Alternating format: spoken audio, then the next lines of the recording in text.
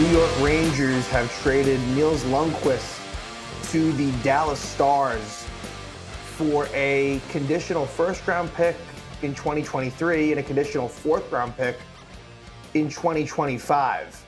And this is a great return by Chris Drury for the simple reason that Nils Lundkvist was someone who really wasn't going to be of any use to the Rangers anymore. There was talks that he wasn't going to report to camp, and maybe he would have, but it seemed like, whatever the case may be, his time here was just about finished. Not because he won't be a good player, but because the Rangers are very deep on the right side of the defense with Adam Fox, Jacob Trouba, and then Braden Schneider emerged at the end of the season. Schneider essentially took Lundkvist's spot, and it kind of felt like Gallant and the rest of the, I don't know if it was front office, because again, Drury was a part of, when Jeff Gorton drafted Nils Lundkvist back in 2018,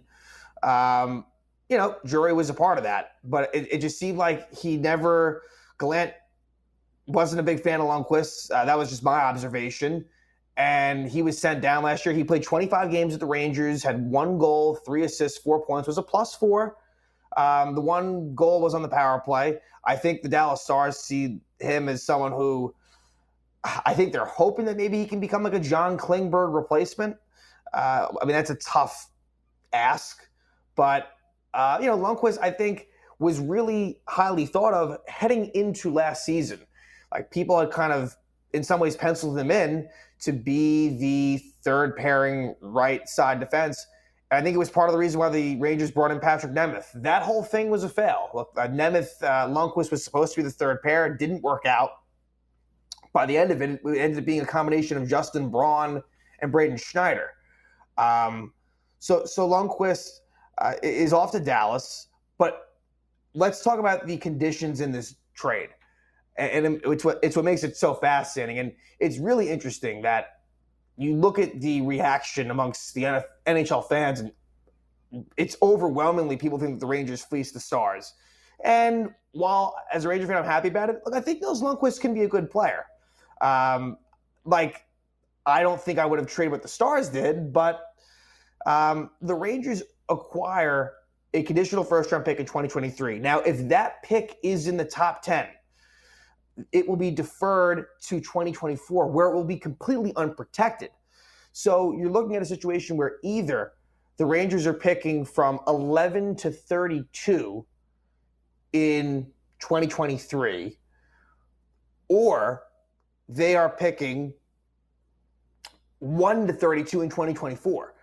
So in a best-case scenario, the Dallas Stars are a team that isn't so good next season, finishes in the bottom 10, and that pick gets moved over to 2024, and then the Stars are even worse the next year, or as bad, and then it becomes a legitimate top 10 pick. So that right there is appealing. And look, 2023 is seen as a really strong draft. So let's say the Rangers end up with like a mid-round sort of, somewhere in the 15 range, in the mid-teens.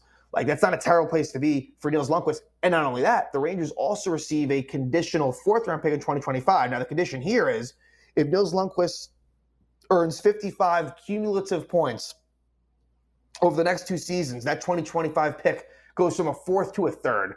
So if Lundkvist gets 55 points combined in the next 2 seasons, that becomes a third-round pick in 2025. And that's not too bad either. And look, the chances of Lundkvist getting that aren't that far-fetched, especially if he gets power play time. That's him averaging 27.5 points for the next, each season. And I don't think that's that crazy of an ask. So you really could be looking at a really nice first-round pick and a third for Nils Lundkvist, who, again, I think from a Ranger perspective, it's different. I think if you're a fan of another team, you're looking at this and you're saying, wait a minute, this guy was like the 28th overall pick in 2018, didn't really do that well for the Rangers last season. How did the Rangers go from that to receiving this package? And I think that's a fair question by someone. But again, to be fair to Lundkvist, I think that in the right situation, I think he can thrive.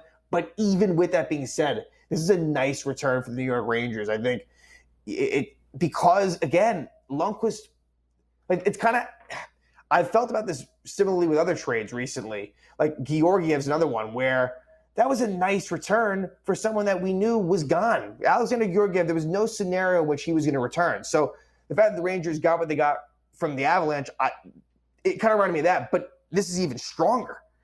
I mean, this is a really, really nice return. And maybe Nils Lundkvist is seen in a different light in NHL circles. That's possible. And like I said, right shot, offensive-minded defensemen don't grow on trees, although they kind of have in Rangers circles, I guess you could say. But Nils Lundkvist, it's one of those positions that is highly coveted. And I think that worked to the Rangers' advantage. So, and it would have been interesting. It was one of those things with the last name Lundkvist. It's spelled differently than Henrik, but it was always kind of one of those things where it would have been, while there's the uniqueness of Henrik Lundkvist, and in some ways you kind of want that to stand alone, to have had another Lundkvist that could have been successful would have been interesting, if nothing else. But, Lundkvist is headed off to the Stars, and I would assume Dallas fans are a little perplexed. I was reading that Dallas, like Jim Nill, never trades his first-round pick, like even for top-end guys. Like I think that they were saying, like the Tyler Seguin trade years ago, which had a lot of components, like legitimate NHL talent on both sides. Like there was no first-round pick involved in that. And then there were some other ones too, some other pretty big-name Dallas Star acquisitions that didn't involve them trading a first-round pick. So it might have just been a desperation move with John Klingberg, leaving Dallas, but to the Rangers' advantage. And that's a great thing for the Rangers to be a competitive team currently, but yet having draft capital. And we were seeing the Rangers were slowly, not terribly, but they were losing some of that draft capital naturally. But now you look at it and they are fully stocked in terms of the first round, which can either be good in terms of draft picks or, if you want to make a trade. So now you have either 2 first-round picks in 2023 or 2 first-round picks in 2024. I think in looking at the draft capital the Rangers have, where they're lacking is, sort of in the mid-rounds the next few years, but they've also kind of stockpiled a little bit. And like I said, in 2025, you're either going to have a 3rd or 4th-round pick for the Dallas Stars. So really good job by Chris Drury. I feel like with these Ranger trades, while you think to the Buchnevich trade and how that one didn't feel great, and you kind of understand it more now, although I still would have liked to have held on to him, even if it was just for one season. Like that one stung, but really since then, some of those deadline deals, and Drury seems to be making some pretty good moves, and I think his reputation has changed for the better. And some see this as a fleece. But we can't say that until we see, who the Rangers are going to draft, where are they going to draft, and how is Nils Lundkvist going to do for the Dallas Stars. So it'll be very intriguing to see. With a trade like this, you'd expect Nils Lundkvist to, make that opening night roster, be in the lineup, as he was for the Rangers this season. And I don't think this was a situation of a kid with a bad attitude.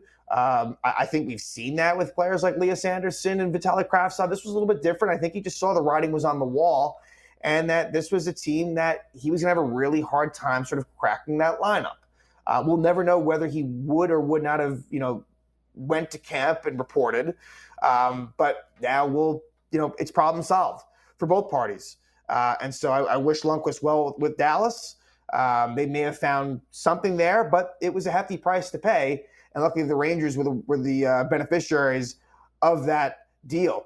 So again, in recap, Nils Lundkvist, not a surprise, traded to the Dallas Stars in exchange for a conditional first-round pick that is top 10 protected in 2023 and is unprotected in 2024, and also a conditional 4th-round pick in 2025 that becomes a 3rd-round pick if Lundkvist accrues 55 points combined in the next 2 seasons. So, again, really good stuff by Chris Drury. And we are a week away from the first preseason game. So it feels like it's been a short preseason, a short offseason, and it has been because the Rangers made a deep run. They were playing into June, so this wasn't a very long offseason, and it'll be exciting to see what the Rangers bring to the table. We'll talk about before the season starts in all likelihood the opening night roster and how everything shook out in training camp. But I'm excited to see there's some interesting battles. Depth defensemen, depth forwards, and we'll see how things land. The Rangers don't have a lot of cap space, but at least now their draft capital is back in pretty good shape.